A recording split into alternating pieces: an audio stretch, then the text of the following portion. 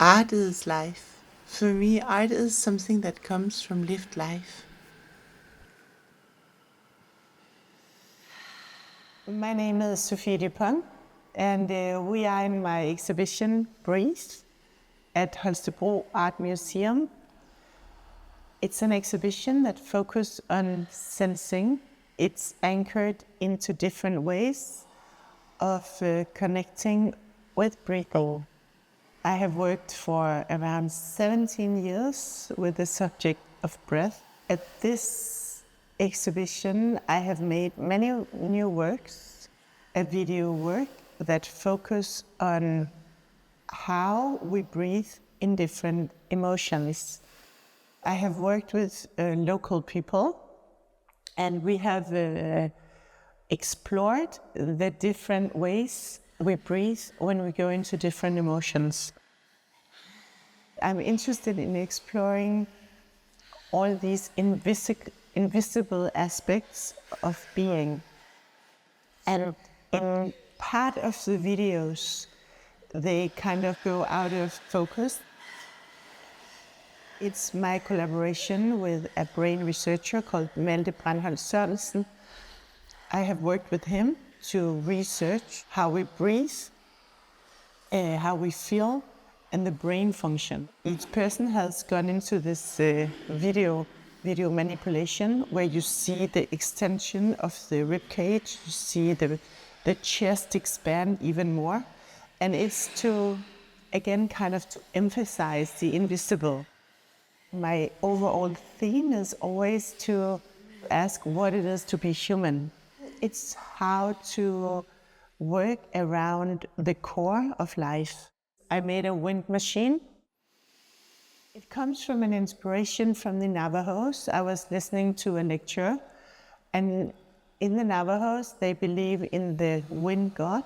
They have this saying, where the wind stops, the breathing begins. It's all the time this interaction between the wind and the person, the breath and the wind. I always thought it was a beautiful visualization of how we are connected to the world, like a spirit and inspiration is the same word. So in this way, the wind and the breathing and the inspiration is connected. We are spiritual beings the moment we breathe. We have different elements that are from my former, some of my older sculptures. And one of them is a sculpture called Two, which consists of two glass couples where you go in and you are very, very connected to one other person. I have created a scent, and it's created with Emmanuel Martini, who is a perfumerist. I knew that I wanted a scent in the exhibition, so I thought, what about a scent that makes you want to breathe? To create a scent where our memory would be awakened. There are 3 plates of, it looks a little bit like mirrors, but it's aluminium, and it works from 2018, where I have been marking my breath from sunrise to sunset. And every time I breathe, I place a mark into this material.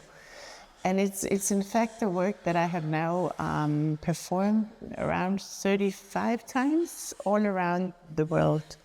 And it's always somehow related with material and size, with the specific place that I am. When I started to work with the breathing, when I started to work with performance, it was mostly just me. And I found out that it's not really about my breath. It's not my breath that is the most important thing. It's your breath. It's that we share the breath, that we are together breathing. And it reflects you. So suddenly by when you have watched the videos, suddenly you look at yourself.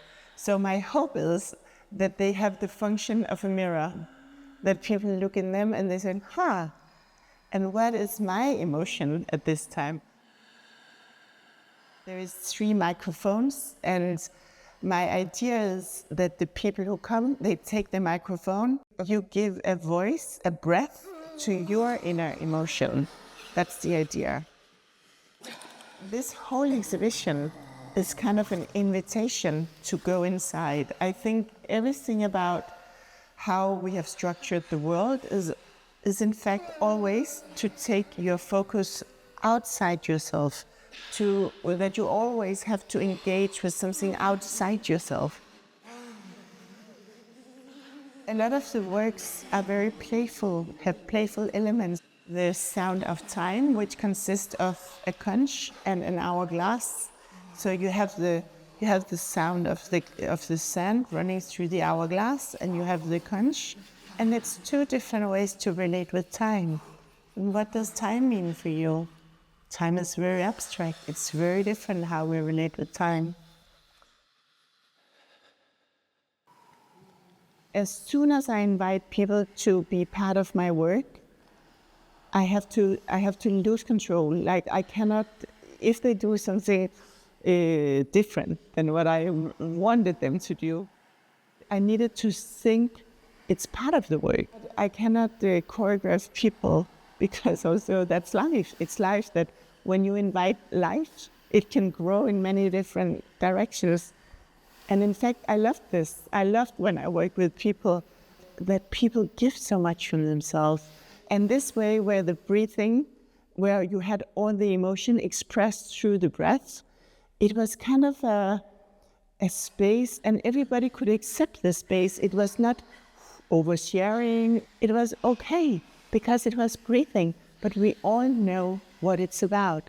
And this, I don't know, I'm just fascinated by this with the breath, that it's not a language, but it's a language. And we all know it. We all know this language, no matter from where we are, no matter the color of our skin, no matter our sexuality. We all know the language of the breath. One of the other earlier works that is part of the exhibition is called Reaching. And it's a sculpture of 2 glass pipes, and you can try to reach the person opposite yourself. And if your arms is as long as mine, you can reach the other. But if not, you might not be able to reach the other person. This work I made also for questioning. What does it mean to reach each other? What does it mean to connect? In all of my works, I think there is kind of the attempt to connect, the trying, the wanting to connect, the wanting to be part of something, to be part of life. No matter what, you are being aware of your physical existence. Because all my works, when you interact with them, they have some kind of a physics. And in this way, I think you interact in different ways with the sculpture. You will always have a bodily interaction, more or less, that you become part of the sculpture. Since I started to build my first bigger installations, I worked with blacksmiths, I worked with engineers, I worked with glass blowers, and latest I worked with a brain researcher. And I think no matter what different expert in different fields that I work with, I love how that can interfere with my practice. I really try, when I work with rest, I rest. It's not an image of rest. I invite people to rest with me. When I breathe, I ask people to breathe with me. But then it became this kind of an activist act to insist on breathing, insist on resting, insist on existence. Not because you want to accomplish something, but just because that's life. Life is to listen, to breathe together with the other person. You can call it a soft activism, because I think life is subtle. And also back to my video work, I was not so sure that this work would work how I intended it, because in the process of making it, I thought, is it interesting? Because is there differences between communicating the emotions in kind of a silence. We have the breathing, but it's silence. We're not saying, I'm angry because of this or this, or I'm sad because of that and that. It's really just expressions without language. For me, yes, I think it works. For me, all the different people, and I'm very grateful for all the people who are part of this work, that all these small subtlenesses between our emotional realities, that it's magical, because it shows the big variety and differences that we are, each one of us, and all of them are beautiful. Everything that I've done until now, I continue. I continue the work with the breathing, the marking breath. I've done it since 2009. I continue the resting. I continue my sleeping, where I'm doing big imprints when I sleep.